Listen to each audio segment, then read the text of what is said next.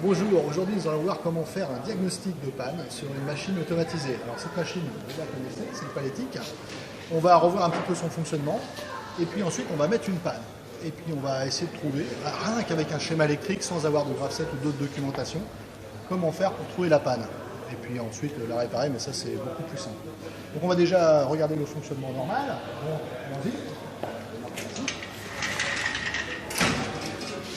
On vérifie que les arrêts d'urgence ne sont pas mis, que la porte est fermée. On réarme la machine. On fait une prise de de machine. On se met en mode automatique. On va mettre tout ça en accéléré. Après, donc, on met la hauteur du carton. Enter. Nous appuyons sur validation cycle. Et là, la machine met attendre carton. Voyons ce qui se passe. On va lui mettre des cartons parce qu'elle en veut. Alors on a remplacé les cartons par des boîtes en bois, mais alors là déjà vous pouvez vous approcher quand même, parce que c'est là-dessus qu'on va travailler. Vous voyez qu'il y a un capteur barrière, là, un capteur optique. Et dès que j'ai interrompu le faisceau lumineux, le moteur des rouleaux du convoyeur s'est mis en route.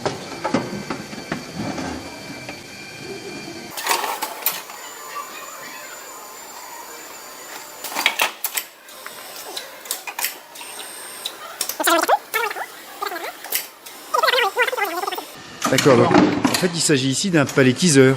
C'est un palettiseur. D'accord. Absolument. Alors on va faire un petit zoom sur l'endroit que nous allons utiliser, que nous allons étudier. On va faire un petit zoom juste sur le premier mouvement et on va mettre une panne dans ce premier mouvement et puis on va essayer de la trouver. Alors venez voir un peu comment ça fonctionne.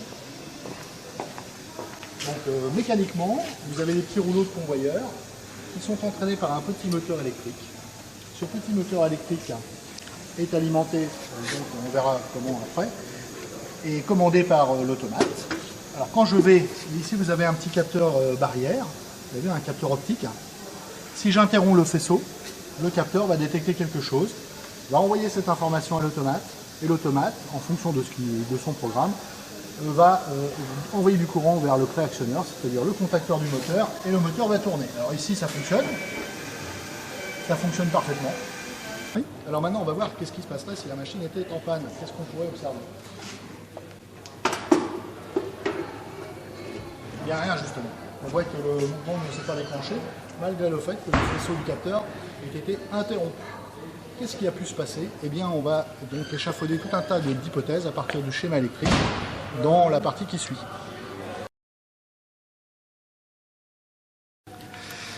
Donc là maintenant je vais vous expliquer un peu avec l'armoire électrique et puis le schéma électrique un peu comment ça fonctionne ce simple mouvement.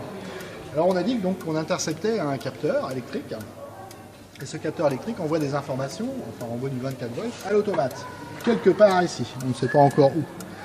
L'automate lui scrute sans arrêt ce qui se passe sur les capteurs et il prend des décisions. En l'occurrence là ce qu'il prendrait comme décision c'est d'alimenter un contacteur quelque part ici qui laisserait passer la puissance, le courant de puissance, vers le moteur et il tournerait. D'accord? Je comprends. Alors on va essayer donc finalement si je résume avec un petit dessin, n'est-ce pas? Nous avons donc la chaîne suivante. Vous avez, on va symboliser ça sous cette forme, hein. Vous me pardonnerez ici un capteur photoélectrique, ce symbole comme ça, hein, qui envoie donc du courant sur un automate. On va le mettre en bleu. L'automate donc a un programme qui tourne, hop, et prend des décisions. Décision d'envoyer du courant sur un préactionneur, en l'occurrence pour un moteur c'est un contacteur. Donc un contacteur. Et le contacteur, lui, permet le passage de la puissance vers le moteur. D'accord? Alors nous, dans notre recherche de panne, on va analyser les 4 possibilités. Alors, même simplement 3 puisqu'on va considérer que l'automate fonctionne tout le temps, qu'il n'y a pas de bug dans le programme. D'accord? Donc on va commencer peut-être du plus simple vers le plus compliqué. Alors le plus simple c'est peut-être de regarder d'abord le circuit de puissance. Ensuite nous regarderons le circuit qui correspond au capteur, voir s'il n'y a pas un problème quelque part, capteur foutu ou la liaison ici.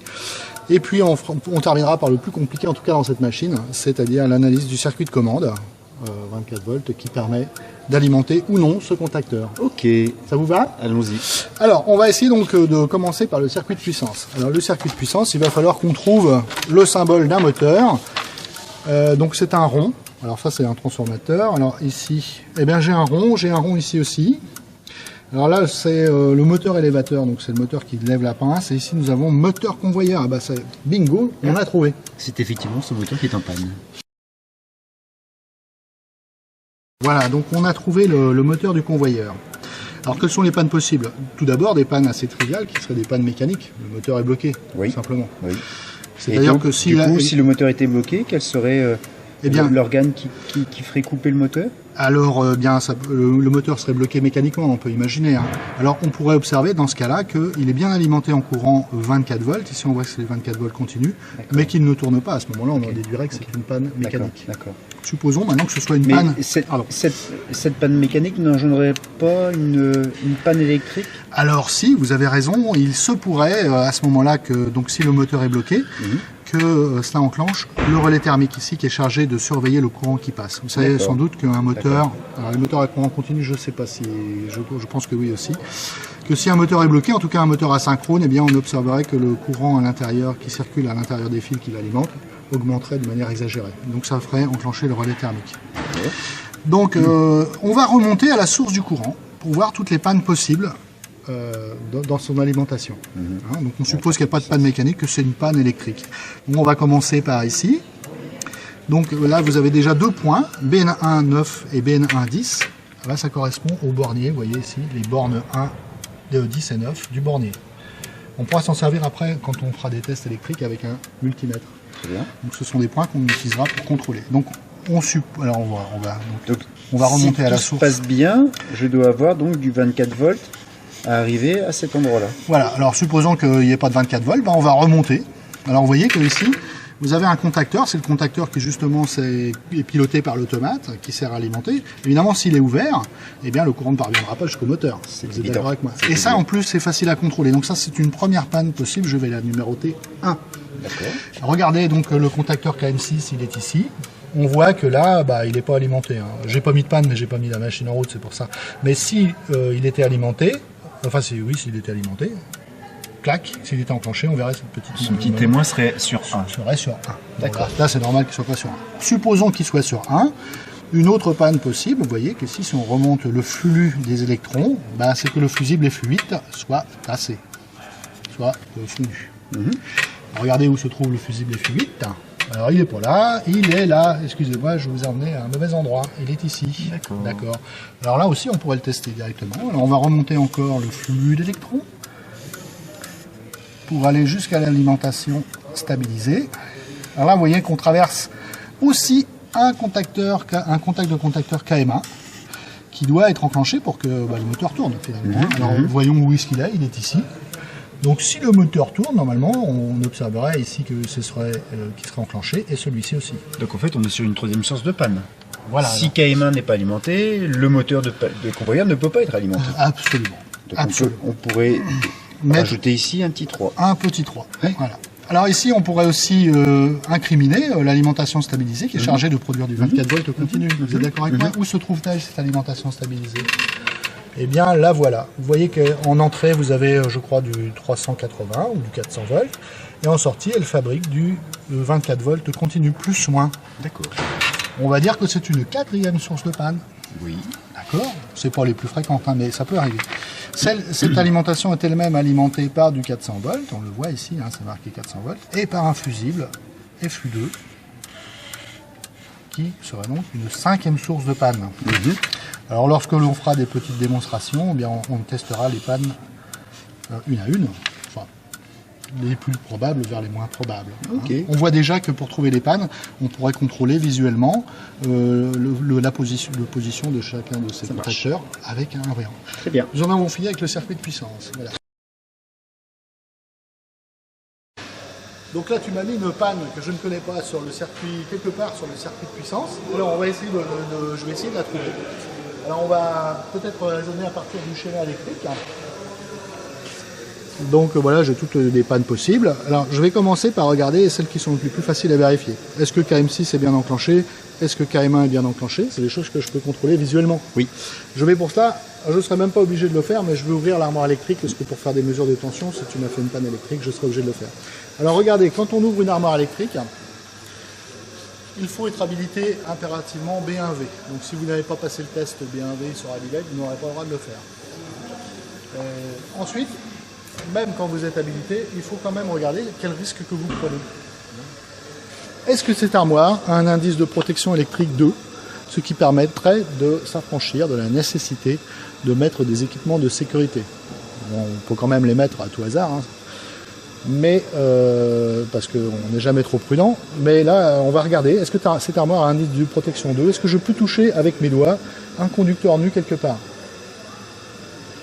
Eh bien oui, malheureusement, là vous pouvez regarder que sur cette carte électronique, on voit des petites parties métalliques qui sont susceptibles d'être sous tension. D'accord. Je n'en sais rien. D'accord. Je pense que c'est une tension très faible, mais néanmoins, cette armoire n'est pas indice de protection 2. Je suis obligé de mettre tout le matériel. Donc Ok, je vais d'accord. prendre un tapis, des gants, D'accord. etc. Ok. Mais le avant tapis. de faire le quelconque test, un tapis, des Et gants. ici, derrière moi, le casque et les gants. Voilà, et j'ai pris un volcan. Alors, normalement, je devrais avoir un bleu qui va jusque là, en coton. Hein, mais Oui, comme j'ai un oui, pull en coton, oui. ça ira très bien. Ok. Donc maintenant on va regarder. Donc là j'ai vu que mes voyants KM6 donc voilà, autorisent le passage du courant vers le moteur, KM1 aussi. Donc je peux émettre comme hypothèse que le courant arrive, que le courant arrive au moteur ou pas. D'ailleurs on va voir, on va regarder. Regardons sur le schéma électrique. Donc je vais raisonner avec un voltmètre. Je vais d'abord, je me mettrai sur du courant continu. Voilà ce que je vais me proposer de faire. Je vais déjà tester s'il y a du 24 volts continu ici. D'accord, donc je vais me mettre sur 30 volts continu. Je vais me mettre sur le plus ou moins d'alimentation et je vais garder une pointe sur le moins et je vais avancer progressivement jusqu'à arriver à BN1 10. Ok. Et si jamais le moteur ne tourne pas, c'est qu'il y a peut-être une panne mécanique. Ok. Allons-y. Donc je mets les gants. Alors c'est parti. Donc je vais tester déjà il serait du 24 volts continu.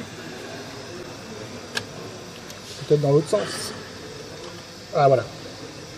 Donc je vais laisser ma pointe sur le moins et je vais avancer. Alors donc si je regarde mon schéma électrique, je vais avancer sur la borne 14 de KM1. Elle est ici. Elle est ici, borne 13, pardon. 24 volts, borne Ouais. 14. Elle est ici. J'ai du Donc, 24 volts. J'ai du 24 volts en sortie, ça veut donc dire que mon contact est Mon contact est fermé. fermé. Voilà, parce que j'ai du 24 volts ici, du 24 volts là. D'accord. Après, je vais aller sur la borne donc 1 de FU8. Donc, non pas le neutre, mais 1 ici. Et là, qu'est-ce qu'il me dit? Et il me dit que j'ai du Là, 24 pareil, volts. Il me dit que j'ai du 24 volts. Je vais aller en aval de... Ah, et bien là, vous voyez, j'ai trouvé la panne. Si tu n'en as mis qu'une. Est-ce que j'ai en aval du... En amont. En amont, pardon, du fusible. Oui. J'ai du bien les 24 volts. Et là, en En aval... sortie, j'en ai plus. Alors vérifions, regardons un petit peu qu'est-ce qu'il nous a fait. Oh, c'est pas gentil ça. Et je confirme, Merci. voici la fin. Le fusible. Et là, le moteur va tourner. Voilà, on l'entend tourner. Ok. D'accord. Ok. Alors, regardons un peu ce que j'ai fait. On va regarder un petit peu sur le plan pour voir, hein, quand même.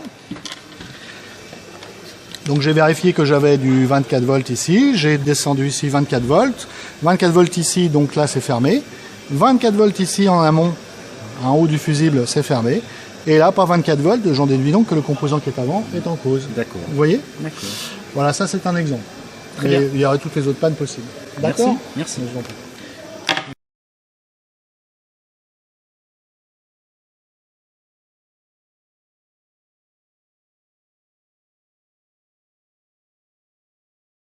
Hein? 3, 2, 1. Ah, il est à l'envers. C'est moi que je filme. Ok.